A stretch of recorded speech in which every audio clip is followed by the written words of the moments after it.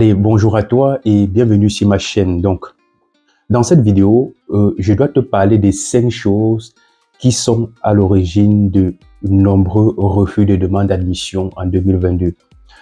Donc, si c'est la première fois que tu arrives sur ma chaîne et que tu n'es pas encore abonné, voilà, n'hésite pas à le faire parce que sur cette chaîne, je partage avec toi des astuces et des stratégies à mettre en place pour réussir ton projet de voyage pour venir étudier en Belgique. Alors, sans plus tarder, on va entrer dans le vif du sujet. Mais avant de continuer, juste après le générique.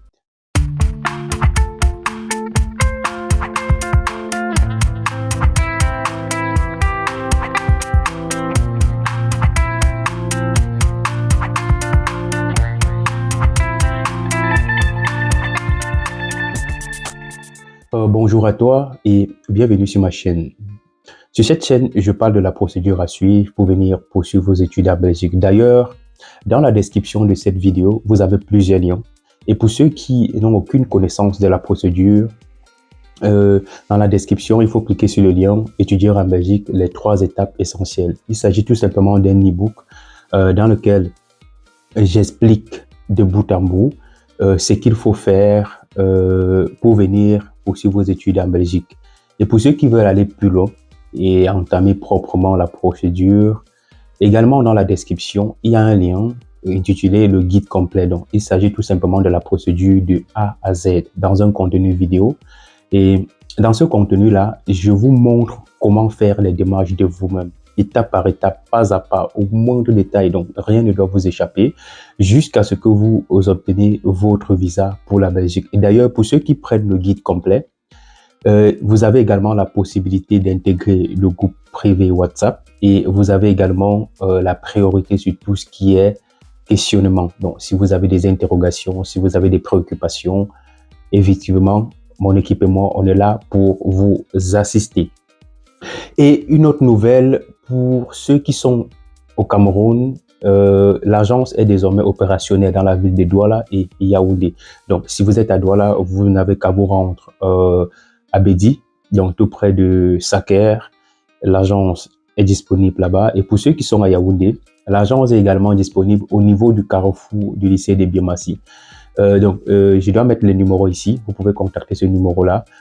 Ça, c'est des appels directs. Mais pour ceux qui veulent contacter officiellement l'agence via WhatsApp, il y a un seul numéro, le plus 32 465 25 72 19. C'est le seul numéro WhatsApp officiel. Donc, si vous communiquez avec quelqu'un d'autre sur WhatsApp en dehors de ce numéro-là, sachez que c'est pas moi, c'est pas mon agence de toute façon. Alors, je disais que dans cette vidéo, vu qu'on est en fin d'année, on va essayer de faire le bilan. Donc, dans une série de vidéos, je vais également vous parler des choses qui ont fait le buzz tout au long de l'année 2022 et beaucoup d'autres sujets d'actualité. Mais par contre, dans cette vidéo, je vous parle de 5 choses qui ont contribué au refus. Donc, quand je parle de refus, ça veut dire que ce sont des choses qui, malheureusement, ont fait exploser le nombre de refus de demande d'admission. Sans plus tarder, on va commencer par le premier motif. Il s'agit tout simplement des documents. Donc, les documents mal scannés. Donc, lorsqu'un document n'est pas bien scanné, rassurez-vous, pour ceux que j'accompagne, c'est toujours la base. Je vérifie toujours que les documents sont bien scannés. Donc, les documents mal scannés ont été à l'origine de beaucoup de refus de demande d'admission. Vous savez, les établissements ne veulent même plus fournir des formes. Dès lors que ton dossier arrive et qu'il est mal scanné, parce que c'est pas du tout lisible, voilà, ils ne se prennent pas la tête à savoir qu'est-ce qui est sur le document, c'est quoi comme document. Allez, refus directement. Donc ça, c'est le premier motif et rassurez-vous, ça devient de plus en plus très délicat pour ce motif-là. Scannez bien vos documents. Rassurez-vous que les documents sont lisibles. Et pour ceux qui regardent sur le téléphone et disent non, mais j'ai scanné sur mon téléphone, ça se lit bien. Au niveau du secrétariat ou alors au niveau des demandes d'admission dans les écoles, ils ne les ouvrent pas sur les téléphones. Donc, c'est pas sur le téléphone qu'ils ouvrent, c'est sur des ordinateurs. Donc, et lorsque c'est sur l'ordinateur, l'écran est plus large et par conséquent, la résolution qui était faible sur le téléphone ne devient plus lisible sur un écran d'ordinateur. Scannez bien vos documents. Je sais très bien qu'on scanne avec des téléphones. Donc, pour ceux qui ont des téléphones qui filment bien, il y a des applications, vous pouvez les scanner. Ça, c'est possible. et rassurez-vous que ça soit vraiment lisible. Le deuxième motif également qui a été l'objet de plusieurs refus de demande d'admission, c'était des mauvaises lettres de motivation. Ouais, je sais qu'on aime bien du copier-coller, on aime bien faire une lettre de motivation pour toutes les écoles, toutes les filières, mais rassurez-vous de ne pas faire des erreurs. Il y a beaucoup de refus juste parce qu'on a confondu soit le nom de l'école, soit parce qu'on a fait une lettre de motivation pour une filière de comptabilité alors qu'on postule en ressources humaines. Donc, du coup, il y a eu beaucoup de refus de demande d'admission pour des lettres de motivation. De plus en plus, c'est un aspect qu'il faut prendre la peine de vous rassurer que vous motivez vraiment le choix de votre formation dans cette école-là. C'est très important. Et d'ailleurs, pour ceux qui ne veulent une assistance, je le répète, contactez-nous via WhatsApp, contactez-nous. Je travaille agence, que ce soit sur Facebook, que ce soit sur WhatsApp. On est là pour ça. Alors, la troisième chose qui a été l'objet des refus des demandes d'admission, c'était des dossiers incomplets. Parce qu'il y a beaucoup de gens, au moment de constituer des dossiers, ils ne se rassurent pas que les documents sont complets. Ils ne se rassurent pas que le dossier est complet, que tout ce qu'on demande comme justificatif, comme pièce, est dans le dossier. Donc, ils balancent ça comme ça sans vérifier. Et du coup, lorsqu'un dossier est incomplet, c'est un motif de refus automatique. Rassurez-vous toujours que le dossier est complet. Avant de transmettre ou alors avant de soumettre votre dossier en ligne, rassurez-vous que tout est complet. Donc, c'est très important. Ça, c'était le troisième motif. Maintenant, on va passer au quatrième motif. Et rassurez-vous, ceux qui vont jusqu'au dernier motif, au cinquième motif, c'est le motif où si tu n'es pas au courant, c'est grave parce que ça va faire l'objet de toute une vidéo, mais je vais quand même en parler ici comme cinquième motif. Là, on passe au quatrième motif. Le quatrième motif, c'est le non-respect des critères ou des conditions de demande d'admission. D'ailleurs, il y a de cela quelques années, plusieurs universités ne demandaient pas des frais d'études et dossiers. Et ceux qui demandaient vraiment, c'était une somme, une somme qui ne représentait rien du tout, donc 83 €, donc plus ou moins 60 000 francs CFA. Et justement parce qu'il y a des gens qui ne respectaient non pas seulement les critères de demande d'admission, ils ne remplissaient pas des conditions, mais se permettaient d'envoyer des dossiers de demande d'admission parce que voilà, c'était gratuit à l'époque. Donc c'est quand tu étais même accepté que tu devais payer les frais d'études et dossiers, etc., les 83 €. Par conséquent, on envoyait des dossiers incomplets qui ne respectaient rien et tout. Les universités se sont rendues compte que ça, c'était donner du travail inutile à l'université. Donc, qu'est-ce qu'ils ont fait? Ils ont augmenté les frais d'études et dossiers. Mais cela n'empêche pas qu'il y a toujours quand même des gens qui se permettent d'envoyer des dossiers lorsqu'ils ne respectent pas des conditions, lorsqu'ils ne sont pas dans des critères de sélection et tout. Par conséquent, ça, c'est également un motif de refus. Donc, non seulement vous perdez les frais d'études et dossiers que vous avez payés 200 €. Donc, ça, je vous rappelle, maintenant, c'est 200 €. Mais vous êtes également disqualifié. Donc, on vous donne un refus de demande d'admission, tout simplement. Vérifiez toujours que vous remplissez des critères, que les conditions vraiment vous comblez toutes les conditions que l'université ou l'établissement exige.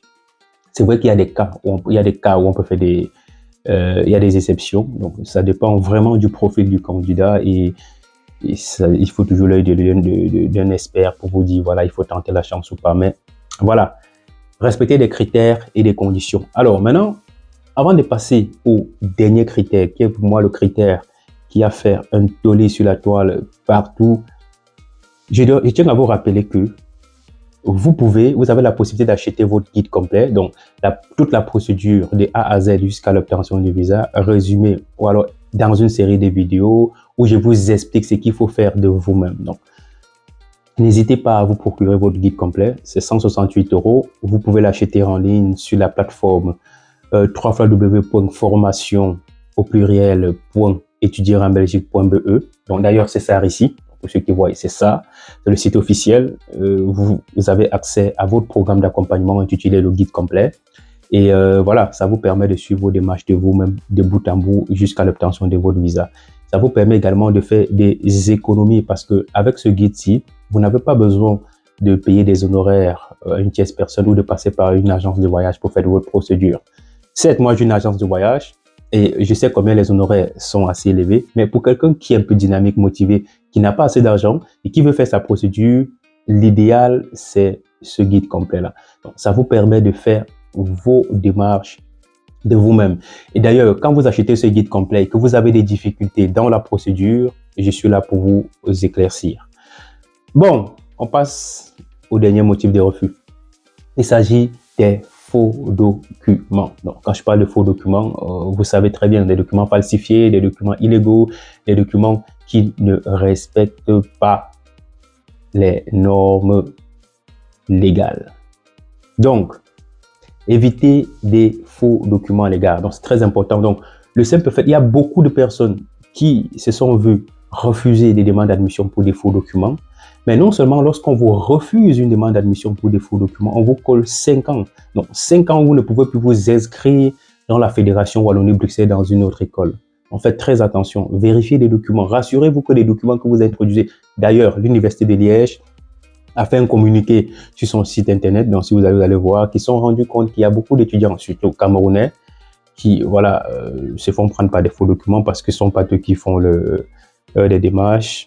Donc, puisqu'ils passent par des personnes et que ces personnes-là veulent à tout prix de l'argent, et lorsqu'il y a un document qui manque, qu'est-ce qu'ils font? Ils fabriquent des documents, ou alors ils fabriquent des faux documents, ou alors lorsqu'il y a des pièces qui sont passées, par exemple des relevés de notes où il n'y a pas de bonnes notes, qu'est-ce qu'ils font? Ils fabriquent des relevés, ils fabriquent le même relevé et ils modifient des notes. Donc ça, vraiment faites très attention les gars. Alors voilà, on est parvenu au terme de cette vidéo. Je te remercie déjà si tu as regardé la vidéo jusqu'au bout. Et si tu n'es pas encore abonné à la chaîne, pourquoi pas abonne-toi et surtout n'hésite pas à partager le contenu avec tous ceux-là qui sont susceptibles de s'intéresser aux études en Belgique. Et on se dit tout simplement à très bientôt pour une autre vidéo.